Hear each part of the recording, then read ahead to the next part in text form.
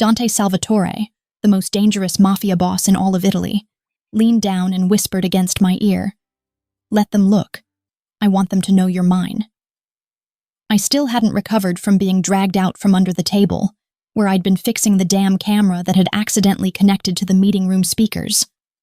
One careless sentence of mine had echoed through an international mafia conference. "Whoever's messing with the camera, shut it already." And now, I was standing in the eye of the storm, surrounded by dozens of guns, with the mafia boss claiming me in front of the entire underworld. My name is Ava Moretti, the camera technician who just became the center of hell. My entire life I've been invisible, and that's how I liked it. I'm a security camera technician, which is a fancy way of saying I crawl around in dusty corners and fix the wiring the millionaires don't want to look at.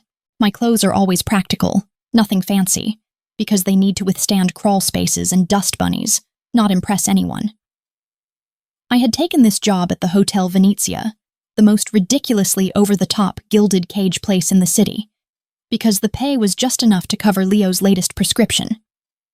My younger brother, bless his heart, he's got this chronic condition that just bleeds our savings dry, so I don't turn down anything, and this job was supposed to be easy money. Just a few hours fixing a complex network glitch in a section of the hotel I wouldn't even have to look at twice. The humidity in the air conditioning vent, the smell of burnt plastic and stale air that always accompanies faulty wiring, that's my comfort zone, the place where I can concentrate and solve the problem without having to interact with the world that usually looks right through me anyway.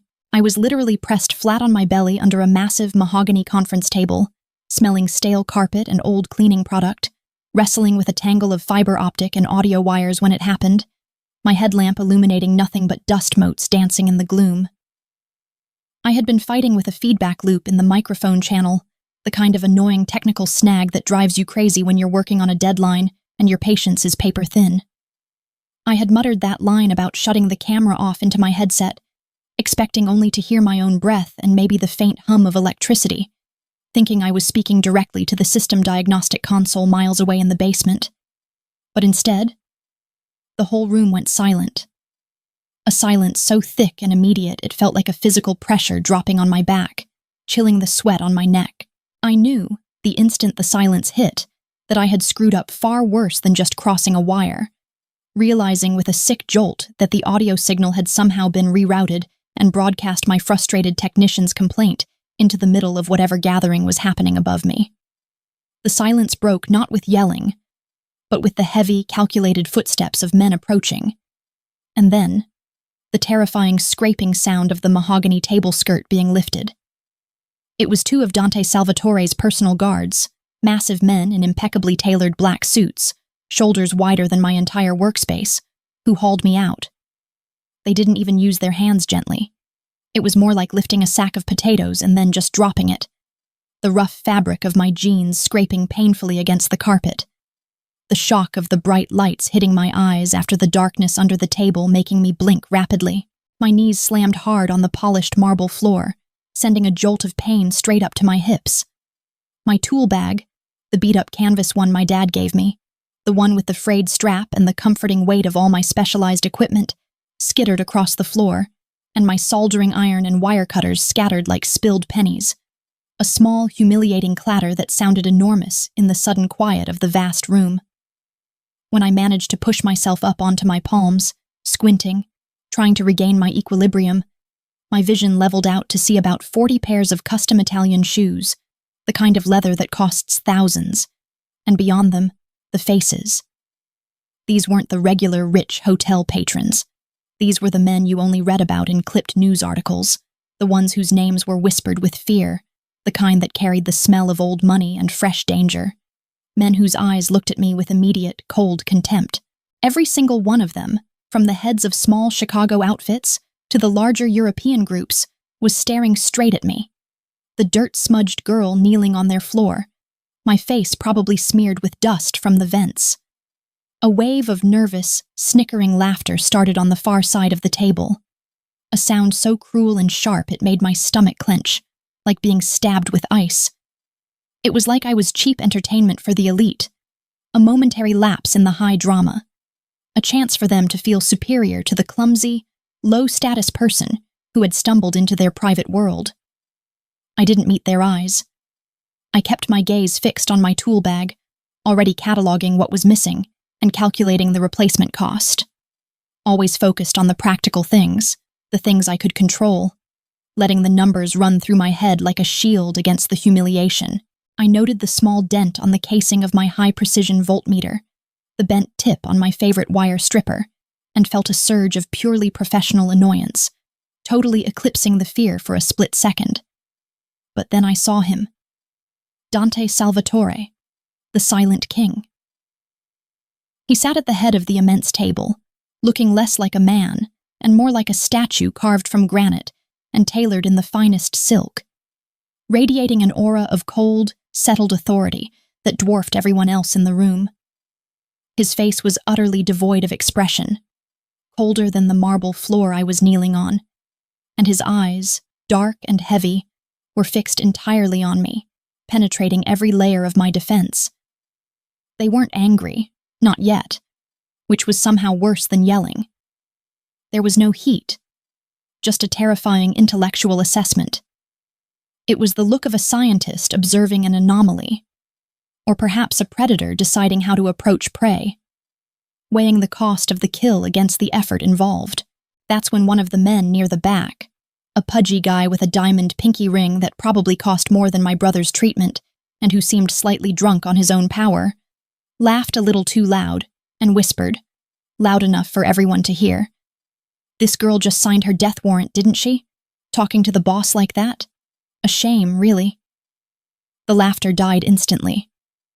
Dante didn't shift, but the air around him did, tightening like a garrote, pulling all the oxygen out of the room until breathing felt like a conscious effort. That's when I finally lifted my chin. Not in defiance, but just to breathe. Just to show I wasn't shaking, even though my lungs felt like they were filled with ice water and my knees were throbbing with pain. I met his gaze directly, holding it steady, refusing to drop my eyes, refusing to give him the submission he was clearly used to receiving from everyone in his orbit. And then, plot twist 1, the moment that defied all logic and shattered the expected violence. Dante Salvatore rose. It wasn't a sudden, aggressive move. It was slow, deliberate, the way a truly dangerous man moves, knowing he has all the time in the world and every eye fixed on him, a movement so controlled it was almost supernatural. He came around the table, his steps absolutely soundless on the marble, each footfall a heavy punctuation mark in the silence. And everyone, the guards, the underbosses, the International Council just leaned back, waiting for the execution order, waiting for the silent, inevitable violence to consume me. He stopped right in front of me, and the sheer height of him, the density of his presence was overwhelming, making my small, kneeling frame feel utterly insignificant. I didn't flinch. I just looked up, my eyes meeting his dark, searching ones, and for a split second I saw not coldness, but something else. A flicker of something sharp and assessing. A recognition that I hadn't crumbled yet. He bent low, lowering his head until his lips were right next to my ear, and I could smell the faint, expensive scent of his cologne. A clean, woody aroma that was totally at odds with the violence he represented and the dark tension in the room. He put his mouth right next to my ear, and that's when the whisper came, low and ragged, like tearing velvet. The words that turned the entire room into a pressure cooker. "Let them look. I want them to know you're mine." The words were possessive, terrifying, but they were also a shield. A declaration that suddenly made me untouchable in the presence of 40 deadly men. The chaos that followed wasn't shouting or fighting, but a collective gasp. A kind of horrified, disbelieving energy that rippled through the most stoic men in the world. The sounds of chairs scraping back, small coughs, and the metallic click of a few safeties being released and then instantly reset. All signs of profound, visceral shock. It was unthinkable. A king claiming a stray cat right in front of his court. And not just claiming me, but doing it in a way that dared them all to challenge him, linking his own reputation to the dirt-smeared technician on the floor. He straightened up, his height dominating the space, his eyes now sweeping the room, hard and demanding, daring anyone to speak against his word, a silent but furious warning. He didn't offer me a hand. He didn't apologize for his guards. He didn't explain his motives. He simply gave a sharp, clipped command to the two nearest bodyguards, men who clearly did not relish the task. Escort her home, clean her up, and install a full perimeter security system on that block. Military grade. The best money can buy, running 24/7 surveillance. This is non-negotiable. He looked back at me, his gaze holding mine with a fierce intensity that felt less like protection and more like a brand, a heavy mark of his ownership. I didn't know what to say. Couldn't form a single word that wouldn't sound weak or stupid, knowing that even a thank you would be a surrender. So, I just nodded once, a quick, sharp movement, an acceptance of the terms, an acknowledgement of the new reality, and let his men take my elbows and pull me roughly out of the room, my scattered tools left behind on the polished floor, like a discarded past life. The drive home was silent, unsettling. A long, black car gliding through the city streets like a predator hunting in the dark. The guards didn't speak a single word to me, not even a simple, "move your feet," just treated me like a fragile package that had to be delivered intact. Their disdain a palpable force in the vehicle's confined space. When we got to my street, the old working-class neighborhood that always smelled faintly of cooking oil and exhaust fumes, the real shock hit. A deeper violation than the humiliation in the hotel. Within an hour, a crew of serious-looking men, not the hotel guards, but a different breed, men with cold, professional eyes and military haircuts, were swarming my little duplex. They weren't polite contractors, they were quiet, professional, and moved with a terrifying efficiency, tearing out my simple window locks, the cheap deadbolts I relied on, and installing hardware that looked like it belonged on a bank vault. They put up motion-sensing cameras so discreet you couldn't see them, tucked into the eaves and disguised as parts of the drain pipe. Yet I knew they saw everything, recording every twitch and shadow on our block. The lights outside my house, which had been dull, yellow standard issue, were replaced with high-intensity LEDs that cast harsh, unwelcoming blue light. I stood in my tiny, cramped living room, the space that had always felt like my only sanctuary, watching the whole operation, feeling a cold fury bubbling up, a sense of invasion so profound it made me shake, realizing that every moment of my private life was now being funneled into Dante Salvatore's surveillance network. This was my life, my safe, quiet space, and he had just bulldozed it, replacing my simple defenses with his overwhelming, terrifying power. I finally snapped, grabbing my jacket, the same cheap denim one I'd worn under the conference table, and demanded they take me back to the hotel. I wasn't just angry. I was incandescent with rage at the utter disregard for my autonomy. They looked at each other, one of them making a call on a secure line, his voice a low monotone, and a few minutes later, Dante Salvatore himself was on the phone.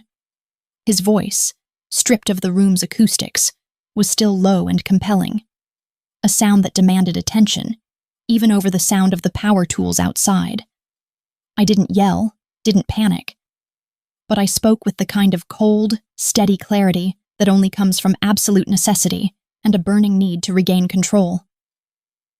"You don't get to do this," I stated, my voice low and hard, every word precisely enunciated. "You don't get to turn my street into a fortress and my life into a spectacle. You fix your own problems. You do not get to use my privacy as a bulletproof vest. Leave me out of it, Dante." There was a pause on the line, a long, heavy silence that stretched the distance between us, and I could almost feel his chilling assessment across the miles. When he finally spoke, his voice was just slightly deeper, almost a purr, carrying the weight of an unshakable law, a law that I had inadvertently triggered. "You touched my world, Ava," he stated, the finality of it absolute. "By shouting into that room, by seeing faces you shouldn't have, you involved yourself. Now my world touches yours. It's too late. You're stained. There is no going back to simple wiring and quiet rooms." He hung up, leaving me standing there, clutching the borrowed phone, staring out the window at the new, imposing shadows that now lined my street, feeling the cold, silent realization that my fate was no longer in my hands. That night, I couldn't sleep. Every time I looked out, I didn't just see the normal streetlights. I saw the faint outlines of men perched on rooftops across the way. Dark shapes that moved only when I thought they hadn't. A constant, silent presence that breathed surveillance. My humble life had been hijacked by the Silent King, and I was now living under the watchful, terrifying eye of his empire, a hostage in my own home. I know this is a lot to take in, and maybe you're sitting there, watching this, thinking about how complicated life gets when you're just trying to keep your head above water, when one wrong turn can throw you into a world you never asked for. This whole thing, the violence, the power, it's a lot, and I understand if you need a minute to breathe. Before I dive back into the deep end of this whole insane story, because believe me, it gets worse before it gets better. I need a second, just a moment to ask you something personal, something that helps me keep going.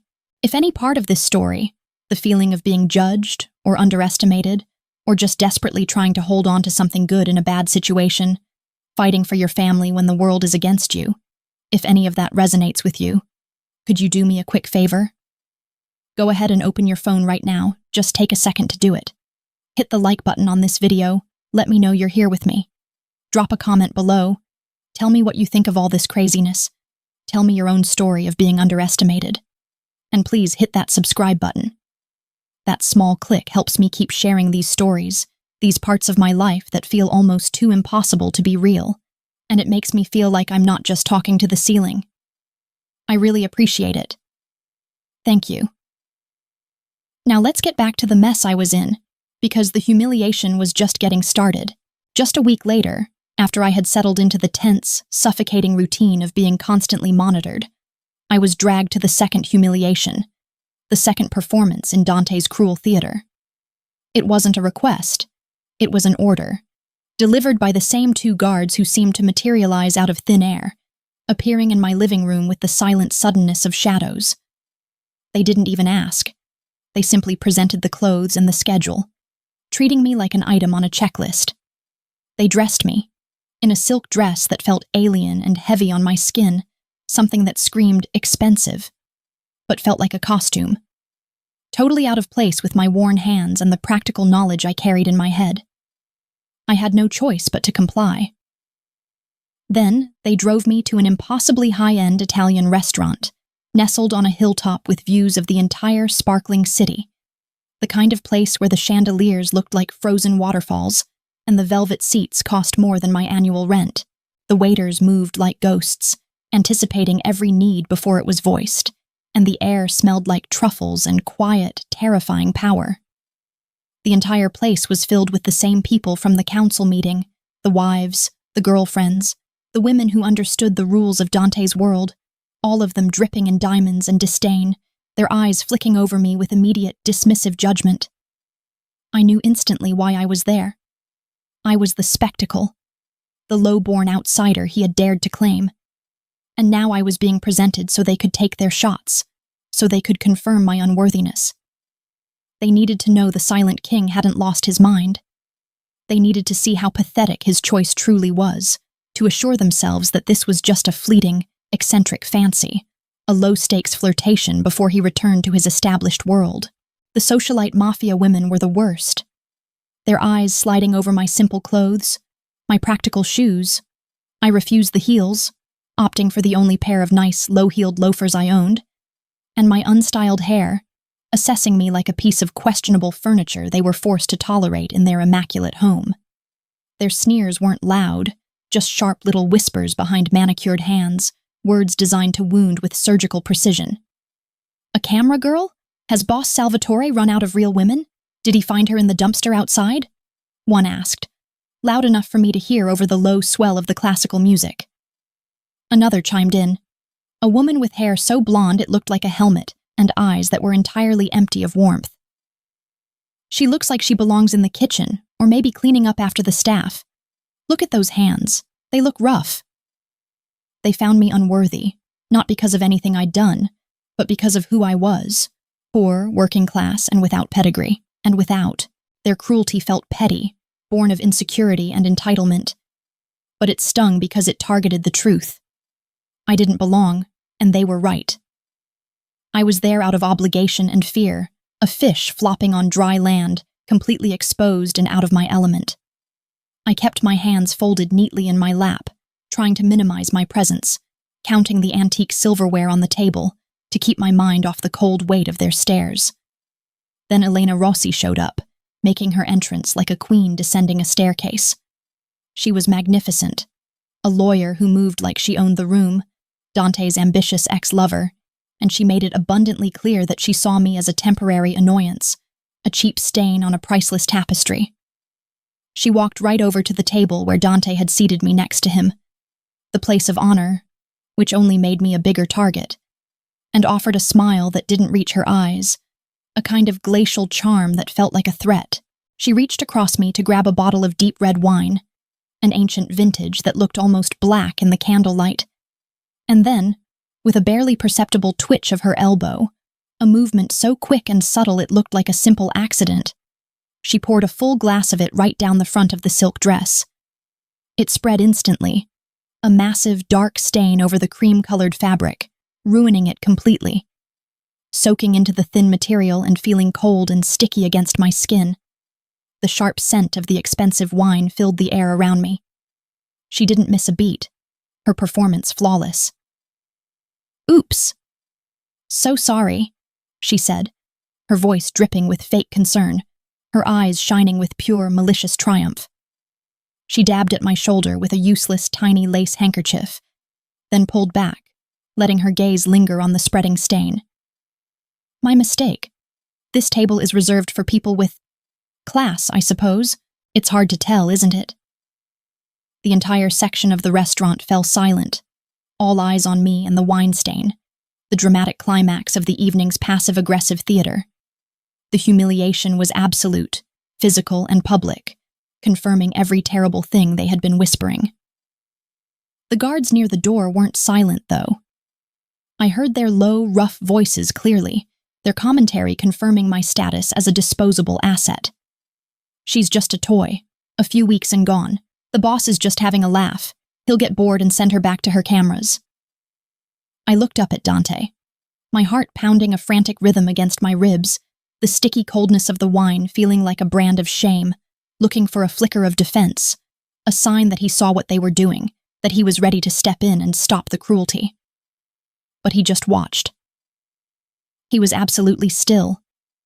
His expression still that same icy blankness, the perfect, unreadable mask of the silent king. He didn't intervene, he didn't scold Elena, he just observed me, testing me, letting the humiliation wash over me, letting the pressure build to an unbearable point.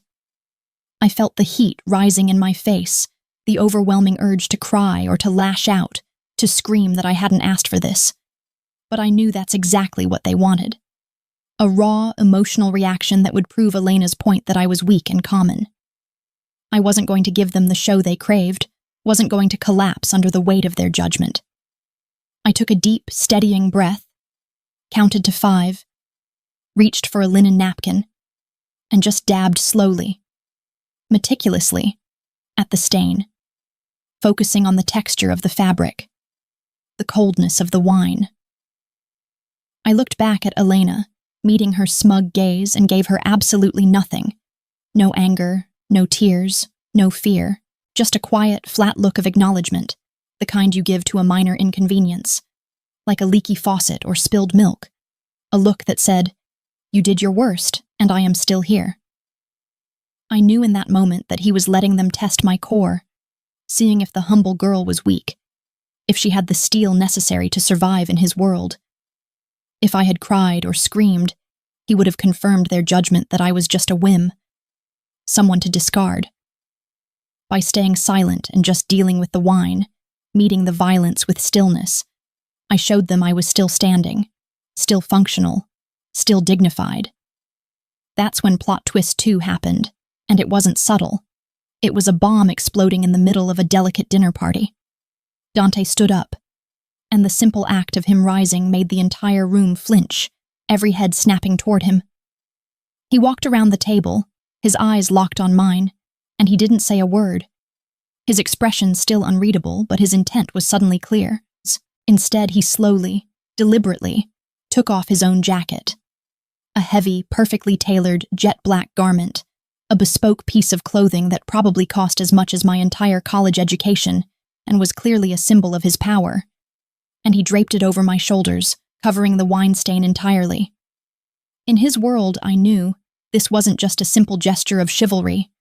This was a sacred, visible sign of protection, an unambiguous declaration to everyone in the room that I was under his umbrella, a move that only the boss himself could make, placing his own reputation and authority between me and the world's judgment.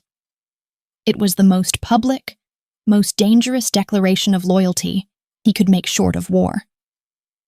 He leaned down, his mouth right next to my ear, and this time, his voice was different. A low, gritty rumble that carried absolute conviction, a sound meant only for me. "Let them underestimate you," he murmured, his breath warm against my neck. A dark promise. It makes destroying them easier when they finally realize how wrong they were. He didn't give anyone time to recover from the sheer audacity of the gesture.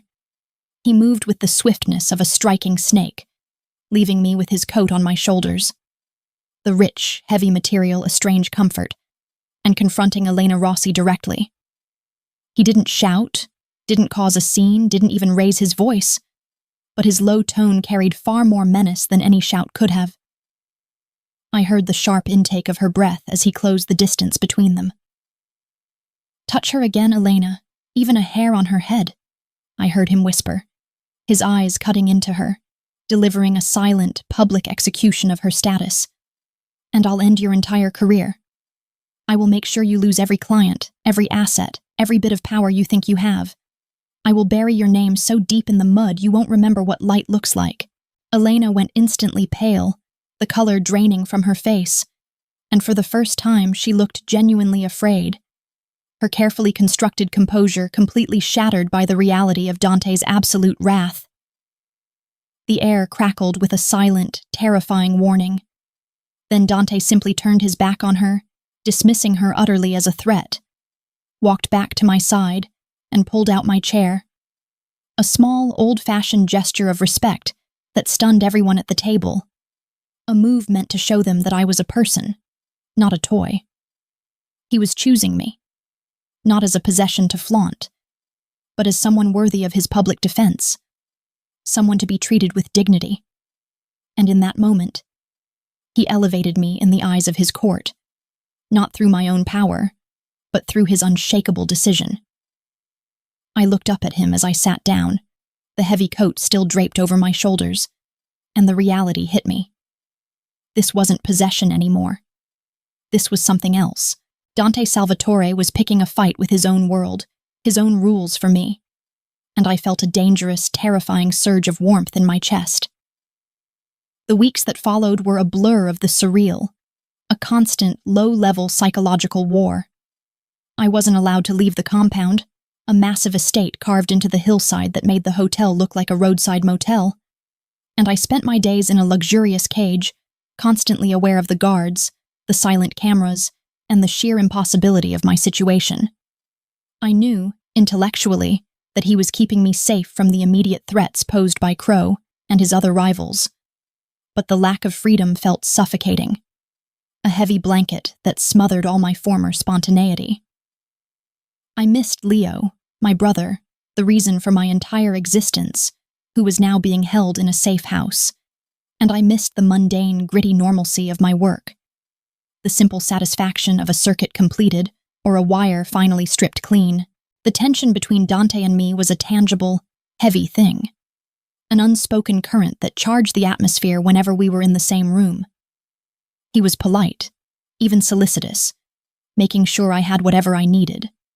Books, access to technical journals, specialized teas for my nerves, but always distant, always powerful, maintaining a physical space between us that felt almost like reverence. He never touched me, never made a move, And yet every word, every look, felt like a silent conversation that was building something unexpected between us. Something built on defiance, shared risk, and a strange, mutual understanding of being watched and judged by everyone else. I spent most of my time in the estate's massive, labyrinthine library, ostensibly reading. But in reality, I was studying. I had the complete blueprints of the mansion, the security protocols, and maps of the surrounding areas.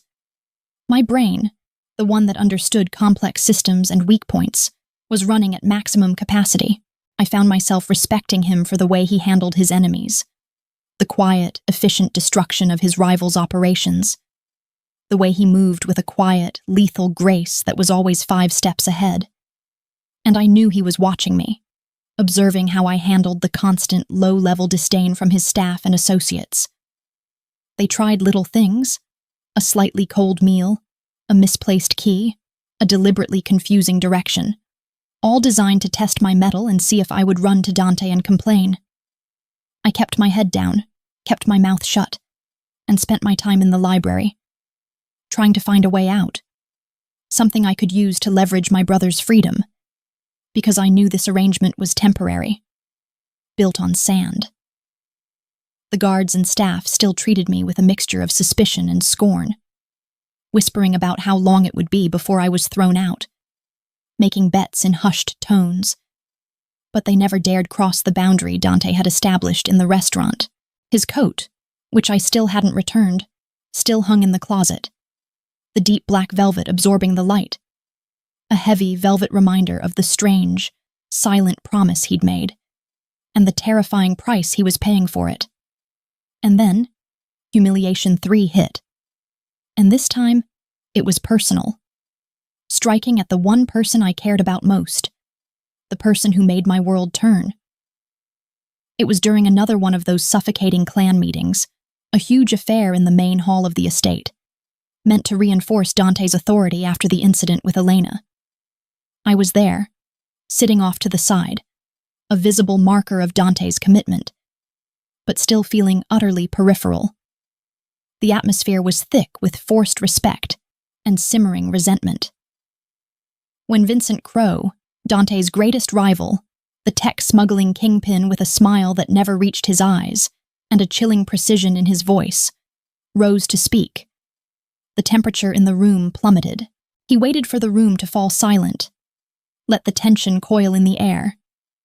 Then he turned his venomous gaze straight toward me, his eyes momentarily locking mine in a horrifying spotlight. "Boss Salvatore's new pet is interesting," he started, his voice smooth and condescending, dripping with false concern. "But I wonder if our silent king is aware of what he's actually protecting, or who he's protecting her from." He paused for dramatic effect, letting his gaze sweep over the nervous faces in the room, letting the implications settle before he delivered the killing blow. Crowe then dropped the bomb, revealing the secret I knew only a desperate man would leverage. He stated that Leo, my sweet, sick, and very computer-savvy younger brother, had a microchip. This wasn't just any chip. It was the recording from a security camera Leo had hacked months ago, a random job he'd taken to earn some extra money for his meds, a careless moment of coding brilliance. On that recording was irrefutable, undeniable proof that Dante had personally assassinated an international boss during a tense, high-stakes negotiation in Geneva, a crime that would shatter alliances and draw the eyes of law enforcement down on the entire Italian organization. The details were clinical, damning, and absolutely terrifying in their specificity. Crowe pulled out a holographic projection, a tiny laser image that hung in the air above the podium, showing the microchip's contents. A grainy, time-stamped video of Dante's face, cold and precise, eliminating his target. The whole room watching the silent, incriminating replay. The room erupted in gasps and furious whispers, a cacophony of fear and sudden realization that Dante's power was suddenly vulnerable. I felt the floor tilt beneath my feet, the world spinning out of control. Crowe, basking in the shock, smiled his ugly, victorious smile and pointed right at me, his finger shaking slightly with the force of his triumph. So the boss's woman isn't a trophy, gentlemen, he sneered, loud enough to silence the room again. She's a cover, a manipulative shield to protect her criminal brother from the fallout of his own reckless amateur hacking. He called me a manipulator using the boss for mercy, implying I was nothing more than a desperate girl trying to climb above her station by blackmailing the silent king into protecting my family. He then painted a picture of me, the calculating, low-class technician who saw Dante's protection not as romance, but as leverage. Then Elena, seizing the moment, added her own layer of poisonous judgment, her voice laced with the refined scorn of the entitled. "A poor family trying to climb above their station," she whispered, her voice like grinding glass, "using a sick child and a stolen recording to leverage themselves into power. This is not a woman, Dante. This is a peasant opportunist. She's dirty, and she has contaminated everything she's touched." The combined weight of the accusation, the public shame, the shattering of my quiet reputation, and the devastating revelation about Leo's deep involvement was almost too much to bear. I felt every eye in the room judging me, seeing me not as a person, but as a low, calculating creature who had only been faking her humility. All the dignity I had tried to maintain evaporated in the face of my brother's immediate, undeniable danger. I looked immediately to Dante, who was sitting at the head of the table, his face once again unreadable, a mask of stone so perfect it felt like a betrayal. I searched his eyes, desperately looking for a denial, a gesture, anything to show that he believed me, or at least that he would protect Leo, that the bond we had formed was real. But he remained silent, absolutely, terrifyingly silent. He didn't move a muscle. He didn't twitch. He didn't meet my gaze. He simply stared at the holographic image of his own crime, his stillness deafening. In that awful moment, I was sure he believed them, that he saw me as nothing more than a desperate liar who had used him, and that the protection he had offered was instantly withdrawn, replaced by the chilling reality of his betrayal. My heart didn't just break. It shattered into a million sharp, cold pieces, the raw emotion of physical pain in my chest. The realization that I was alone, truly and utterly alone, that my only champion had retreated into his silent mask, was like a shot of adrenaline mixed with pure, distilled fear for Leo. If Dante believed Crow, then Leo was not only dead, but I was irrelevant, and the entire organization would turn on us both. My mind, which usually dealt in logic and circuits and predictable outcomes, went into hyperfocus, blocking out the noise and the pain. I didn't cry, didn't beg, didn't argue. I just made a plan, cold and precise. That night, after the mansion had quieted down and the guards were settled into their routines, their surveillance systems lulling them into a false sense of security, I made my move. It wasn't hard to bypass the Mafia-grade security Dante had installed. After all, I was the one who understood how those systems worked, how they were only as good as the technician who set the parameters, and I knew the simple logic flaws inherent in any system designed by ego. I slipped out, taking nothing but a small kit I'd managed to hide beneath a loose floorboard in my closet, a kit containing professional, custom-made mini-explosive devices, tiny things disguised as simple wall outlets, the kind of things I used for specialized demolition in my old life when removing large, fixed server racks, which I only carried because they'd been forgotten in my original toolkit. I called an old contact, someone who owed me a favor from a complex job involving a bank's external wiring, and got the coordinates for Crow's main warehouse, a massive structure miles away near the port, a place Crow had assumed was untouchable. The journey was tense and terrifying, moving through the night in a stolen, unmarked car, but the fear was overshadowed by the fierce, protective necessity. Leo was my responsibility, the only family I had left, and I wasn't going to let him down by waiting for a man who might never choose me. When I reached the warehouse, a dark, hulking shadow against the smoggy sky, I moved like a ghost, using my intimate knowledge of security camera blind spots and perimeter tripwires to slip inside, dismantling a laser grid with a precise cut of a single wire. disabling a motion sensor with a tiny piece of carefully placed reflective tape. I was professional, calculated, and terrifyingly efficient, planting the disguised outlets in key structural points, load-bearing columns, main utility hubs, places where a small detonation would cause maximum, non-lethal systemic damage to the entire operation. I set the timers to a short delay, just enough time for me to get out and for Dante to receive the message that the game was over. I wasn't there to kill anyone. I was there to cripple Crow's operation, to deliver a painful, undeniable message and to prove a point. I was not a woman to be underestimated or used. I was just finishing the last wire connection, my fingers steady despite the cold sweat on my palms and the adrenaline rushing through my veins when Dante found me. He came in through the shadows, moving soundlessly, and he wasn't alone. But he was holding back his men, who lingered just outside the loading bay door. He looked at the device I was holding, the tiny, almost invisible wire connecting it to the wall, and his unreadable expression finally cracked, replaced by a look of sheer, cold appraisal mixed with a touch of astonishment. "You shouldn't be here, Ava," he said, his voice low, a rough warning that barely carried over the hum of the distant dockyards. I turned to face him, the tiny device still clutched in my hand, and for the first time since this whole nightmare started, I felt truly powerful, not through his status, but through my own competence. "I don't belong in your world," I said, my voice quiet but steady, cutting through the silence of the massive warehouse with a precision I usually reserved for cutting fiber optic cable. "I'm here for my brother, not to be owned, and I'm here to clean up the mess your war created in my life." I didn't wait for his response. I walked straight up to him, the distance between us closing until I was close enough to feel the heat radiating off his body, the dangerous, contained energy he always carried. I placed the microchip, Leo's damning evidence, the one Crow used to crucify us, into his hand. I felt his fingers close around it, and I looked him dead in the eye, not pleading, not begging, but negotiating as an equal, a formidable opponent.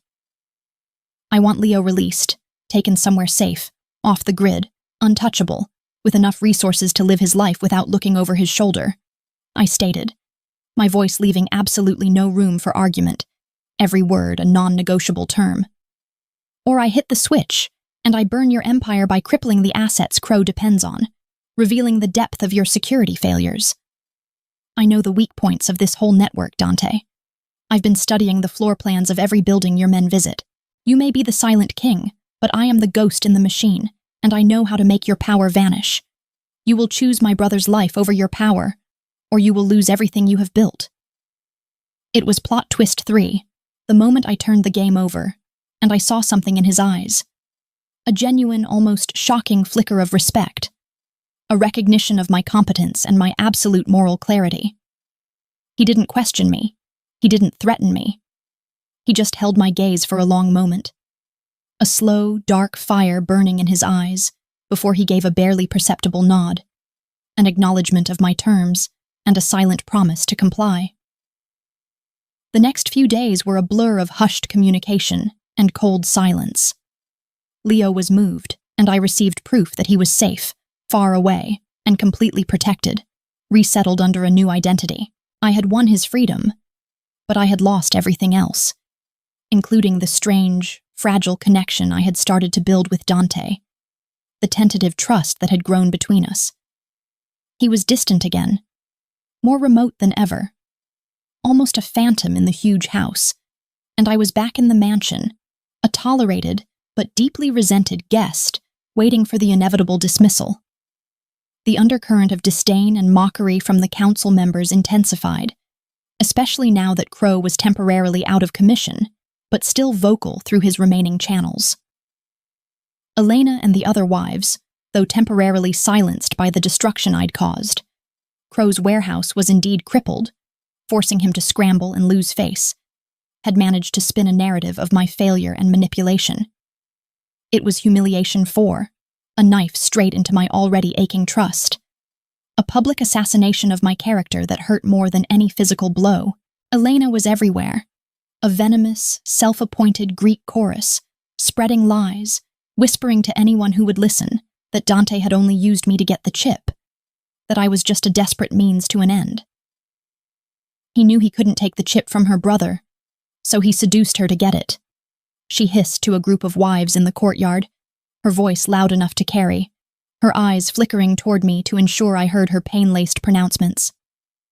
She thought the boss loved her? Please. He used the silly little camera girl, the one who crawls under tables, and then discarded her like yesterday's trash. She was nothing more than a bargaining chip, now worthless. The underworld laughed, a cold, mocking chorus that echoed through the halls of the mansion, the consensus settling that I was a fool who had mistaken self-interest for affection. The worst part, the part that sliced through my defenses and made me feel physically ill, was when I overheard Dante himself. I was walking past the library, where the core council meeting was being held, and the massive antique oak door was slightly ajar, the voices inside muffled but clear. I stopped, frozen by the sound of his voice, low and serious, cold as deep winter. Ava means nothing, I heard him say, the words slicing through the air like razor wire, a brutal, calculated dismissal. She was a liability, and now that the chip is gone, so is the problem. She will be dealt with soon. Focus on Crow. I didn't wait to hear another word. I pressed my hands against my mouth to keep the sound from escaping, to stifle the raw animal noise of pain that clawed at my throat. But the tears came anyway, hot and stinging. A wave of gut-wrenching grief that I hadn't allowed myself to feel before. The betrayal was complete. The final confirmation that my brief flicker of hope was nothing more than a self-delusion. I ran to the nearest hallway, a long, shadowed corridor of silent statues, trying to compose myself, trying to disappear back into the wallpaper, wishing I could dissolve entirely. But it was too late. My heart had broken. Not just because I was rejected, but because I had allowed myself to believe, even for a moment, that he saw me as something more than a tool, something more than a problem to be solved and then eliminated. Just as I was leaning against the cold stone wall, trying to control my breathing, trying to make my face a mask of composure, I heard his footsteps.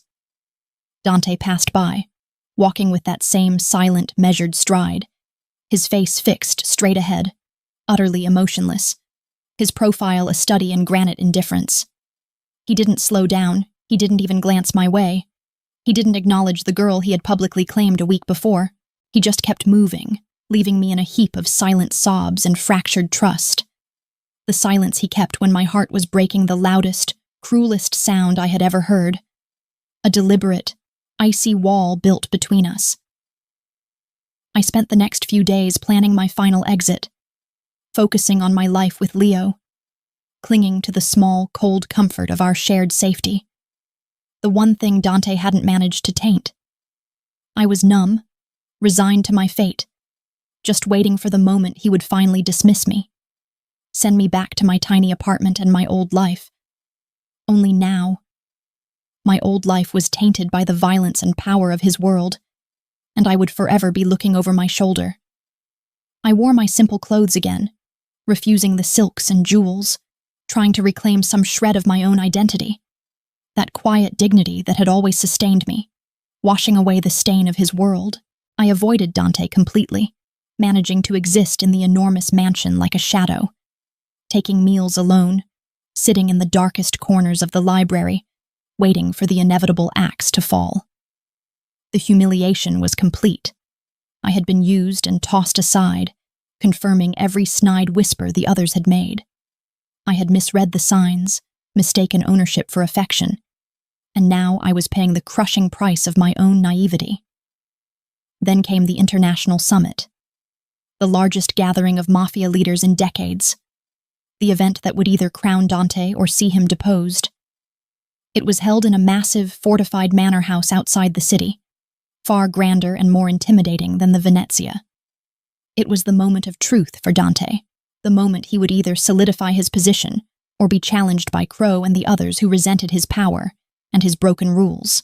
I was there, brought along by the guards not as a guest, but almost as an object lesson in his ruthlessness, a symbol of the disposable nature of his conquests. The room was packed. Hundreds of men and women, all the power in the world condensed into one terrifying space, the silence broken only by the clinking of ice, and the low, serious voices of men discussing territories and profit.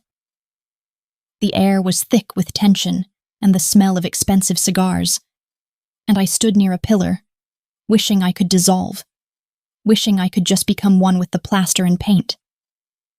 I watched as Dante stood at the podium, facing the sea of judgmental faces, ready to address his council, his rivals, and his future, his posture radiating absolute, unshakable control.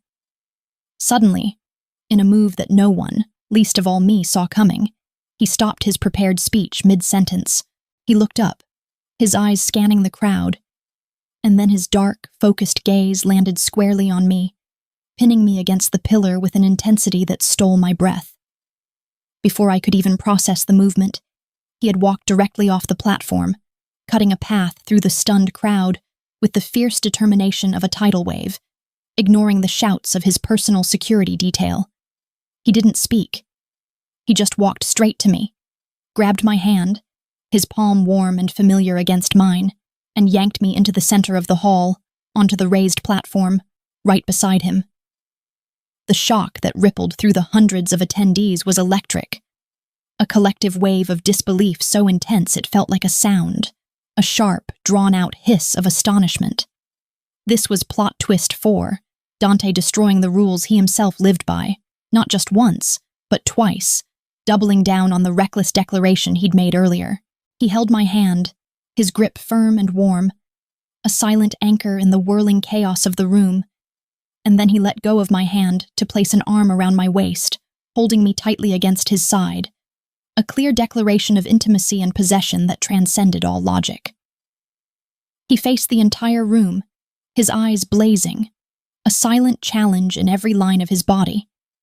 And his voice, the one I had only heard in whispers and clipped commands, was suddenly loud, booming with absolute authority, carrying over the heads of the crowd like a cannon shot.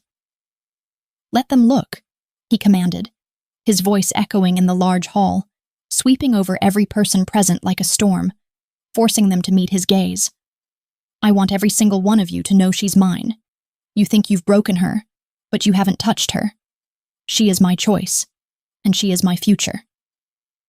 He looked directly at Elena, who was standing near the front, her face a mask of shock and fury, the public defeat crushing her. She screamed, her voice cracking with disbelief and rage, unable to contain the fury of her total loss of status. "You'll lose your throne! You're revealing a weakness to your rivals! They will use her to destroy you!" Dante didn't even flinch. He just looked at her, then back at the council, his eyes utterly cold, and his reply was the single most reckless, terrifying, and beautiful thing I had ever heard him say, a true rejection of everything his life had stood for. "Then let it burn," he stated, his voice dropping slightly but carrying the weight of a decree, the final word on the matter. He didn't say another word. Instead, he leaned down, cupped my face in his large, warm hands, and kissed me. Right there. In front of hundreds of people who lived by codes of secrecy and power, he kissed me. A slow, deep, devastating kiss that broke every rule, exposed every vulnerability, and shattered all doubt. A kiss that was both a declaration of war and an admission of love. I knew in that instant, wrapped in his arms, feeling the truth of his lips against mine, that he hadn't chosen power over me. He had chosen me over everything, risking the throne he had spent his life building. The public denial I had overheard, the moment he walked past me when I was crying, it was all a lie. A carefully constructed smokescreen to convince his rivals and the council that I was a tool, a disposable liability, not a weakness, so they wouldn't target me, wouldn't use my life as leverage against him. He misled them all so he could protect me, not from the world, but from his own organization. The kiss ended, and he didn't let go. He kept his arm around me, a clear, powerful sign of possession and devotion, and the room was silent now, no longer laughing or whispering, but stunned into a respectful fear. Watching the king sacrifice his kingdom for his queen, the silent king had spoken, and his word was law, even if it meant risking his entire empire, a decision that cemented his unpredictable, terrifying authority. But the drama wasn't over. That same night, as we were leaving the manor, the euphoric high of the kiss replaced by a grim awareness of the danger, a frantic message came through. Vincent Crowe had escaped the perimeter, desperate and seeking revenge, and he hadn't just run. He'd done the one thing I knew he would do to hurt Dante. He had found and kidnapped Leo. Humiliation 5, the true fire pit, had begun, the stakes suddenly raised from power to life and death. Crowe, desperate and cornered, saw me as Dante's ultimate weakness, the lever he could use to destroy the man who had exposed him and crippled his operations. The ransom note was chillingly simple, transmitted through an encrypted voice message that left no room for negotiation. Ava alone, or Leo dies. I didn't even need to argue with Dante. He knew I would go, that my brother was my line in the sand. "If you try to come with an army, Dante," I said, my voice shaking with raw fear for my brother, but steadying with the necessary clarity. "Crowe will kill Leo instantly. He wants to break you, not fight a war. I have to go alone. I'm the bait, not the soldier, and I'm the only thing that will keep Leo alive long enough for us to act." He looked like he wanted to argue, looked like the Silent King wanted to unleash absolute, unholy violence. But he saw the necessity in my eyes, the cold, practical logic that governed my actions. He just squeezed my hand once, a silent plea and a promise, and let me go, the agonizing decision tearing at him.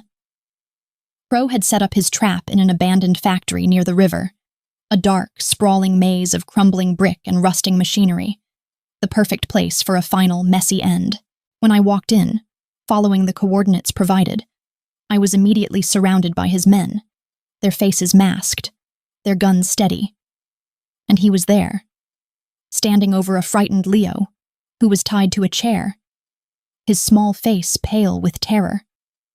They tied me to a massive steel column, rough rope cutting into my wrists, the knots deliberately tight and painful. Crowe's face was twisted with hatred and a sick kind of victory, the mania of a cornered animal. He had a camera set up, a simple laptop transmitting the feed, broadcasting live to the entire underworld, fulfilling his promise to humiliate Dante publicly. "Let them look," he spat into the lens, his voice echoing cruelly in the vast, empty space, a final, spiteful performance. "Let the world see your boss can't save you. He chose his throne before you once, little Ava. He will do it again when it counts the most." I was terrified, but my fear was tempered by a strange, hard certainty. I would not let him touch Leo. I looked at the knife he was holding, the way it glinted in the single overhead light, and I braced myself for the final, awful end, already running scenarios in my mind for how to disarm him if I could just get free.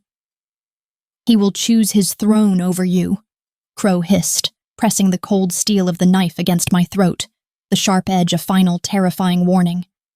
I closed my eyes, a tear finally escaping, thinking only of Leo, his small, sick body tied helplessly to that chair.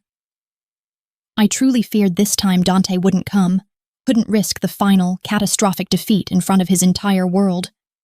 The Silent King was silent because he was a king, and a king couldn't abandon his throne for one woman, not in a situation this exposed. But then, the air shifted, and the silence that followed was not the absence of sound, but the presence of absolute danger. A single set of footsteps echoed in the vast space, slow, deliberate, and utterly alone, the sound of leather soles on cracked concrete. Dante walked in. No guards, no weapons, just him, standing in the circle of Crowe's rifles, completely exposed, his dark suit a stark silhouette against the weak light. A man choosing a path of self-destruction. It was plot twist 5, the final desperate act of a man who had chosen love over everything. Crowe laughed, a harsh, disbelieving sound that bordered on hysterics. "You're a fool, Salvatore. You came alone? You risked everything for this worthless woman? You're weak." Dante stopped, his hands empty, and he just looked at Crowe, his eyes burning with a controlled fire, the kind that consumes everything in its path. But he didn't address the taunt. He spoke then, and his voice was low, strained, but somehow audible over the rattling breath in the room, carrying the weight of his entire life's decision. "I want them to look," he said, his eyes now sweeping over every rifle pointed at him, every henchman, every camera lens that was broadcasting the moment.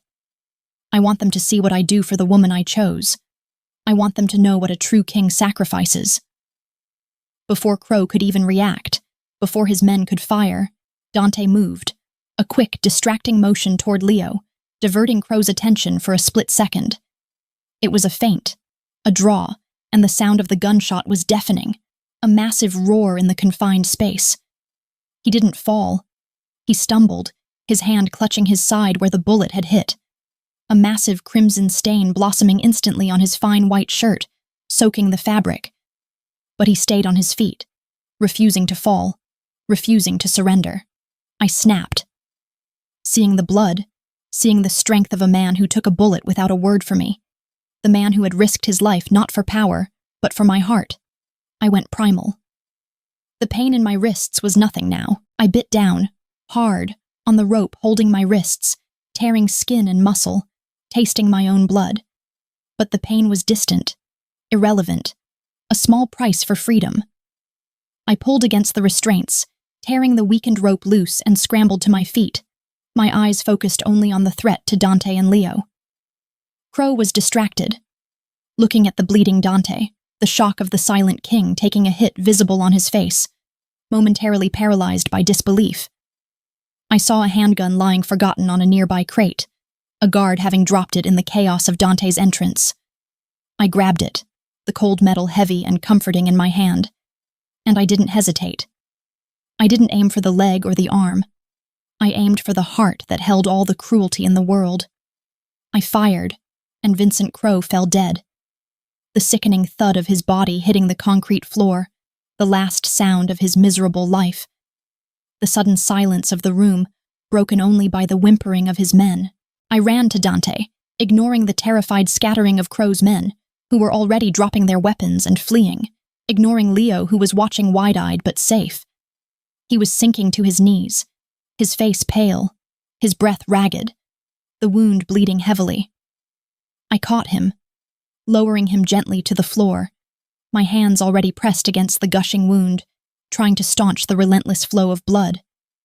My eyes were blurred with tears, but my hands were steady, technician-focused, trying to stop the flow of life from him, working instinctively to save the man who had just saved my world.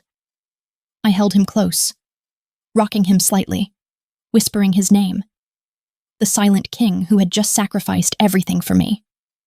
His eyes fluttered open, dark and heavy, and he looked up at me, a faint, almost invisible smile touching his lips, a look of profound peace.